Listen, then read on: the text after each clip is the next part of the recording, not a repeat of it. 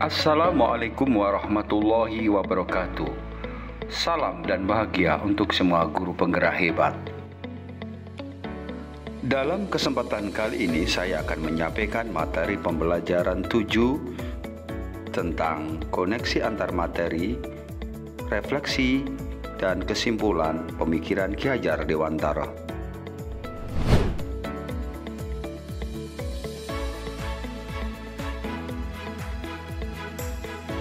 Bagian pembelajaran 1 mulai dari diri. Kita melakukan refleksi diri tentang pemikiran Ki Hajar Dewantara. Sudahkah pembelajaran yang kita lakukan di sekolah sesuai dengan pemikiran Ki Hajar Dewantara? Sudahkah kita menempatkan siswa sebagai subjek, bukan sebagai objek?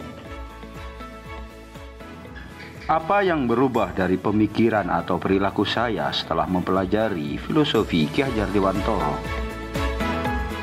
Bagian pembelajaran 2 di alur eksplorasi konsep.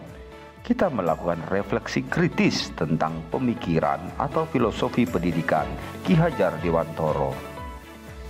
Menurut Ki Hajar Dewantara, maksud pendidikan itu adalah menuntun segala kekuatan kodrat yang ada pada anak-anak agar mereka dapat mencapai keselamatan dan kebahagiaan yang setinggi-tingginya, baik sebagai manusia maupun sebagai anggota masyarakat. Dasar pendidikan anak berhubungan dengan kodrat alam dan kodrat zaman. Kodrat alam berkaitan dengan sifat dan bentuk lingkungan di mana anak berada, sedangkan kodrat zaman berkaitan dengan isi dan irama.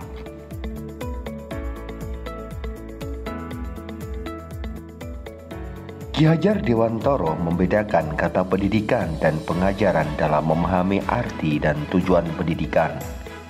Menurut Ki Hajar Dewantara, pengajaran atau onderwijs adalah bagian dari pendidikan. Pengajaran merupakan proses pendidikan dalam memberi ilmu atau berfaedah untuk kecakapan hidup anak secara lahir dan batin.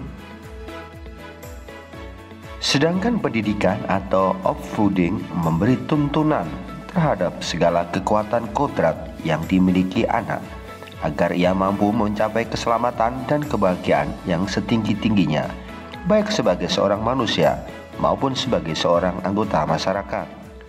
Pendidikan adalah tempat persemaian benih-benih kebudayaan dalam masyarakat. Ki Hajar Dewantara memiliki keyakinan bahwa untuk menciptakan manusia Indonesia yang beradab, maka pendidikan menjadi salah satu kunci utama untuk mencapainya. Melalui konsep ing ngarso sung tulodo ing matio mangun karso tutwuri handayani.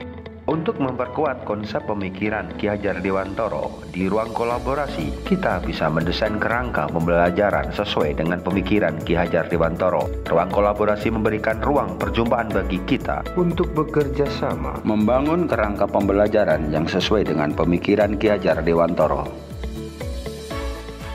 Kemudian di pembelajaran 5, demonstrasi kontekstual, pemikiran filosofis Ki Hajar Dewantara dalam sebuah karya untuk menuangkan pemahaman atas pemikiran Ki Hajar Dewantara dalam konteks perannya sebagai guru dan interaksinya dengan siswa dan warga sekolah. Di pembelajaran 6 pada elaborasi pemahaman, kita mendapatkan kata kunci, catatan-catatan penting untuk memperdalam pemahaman tentang pemikiran Ki Hajar Dewantara yang dapat dikontekstualkan pada kelas dan sekolah Anda.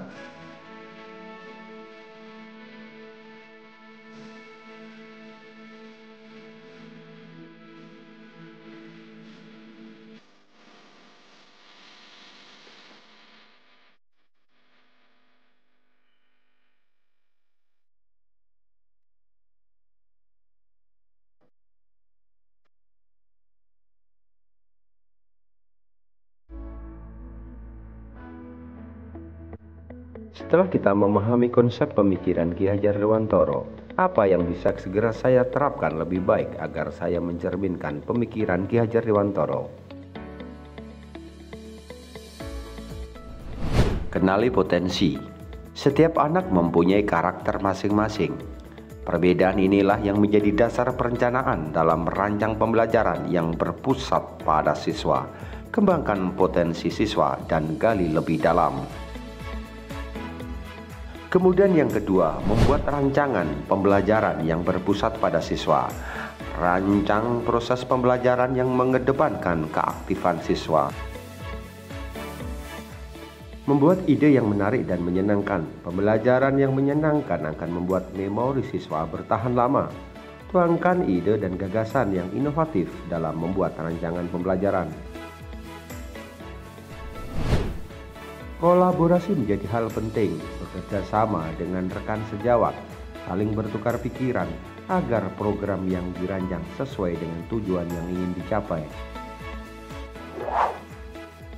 Selalu merefleksi setiap kegiatan yang telah berlangsung, karena dari situlah kita akan mengetahui apa saja kekurangan yang dapat ditindaklanjuti untuk rancangan ke depan. Hal penting berikutnya adalah melakukan pembiasaan.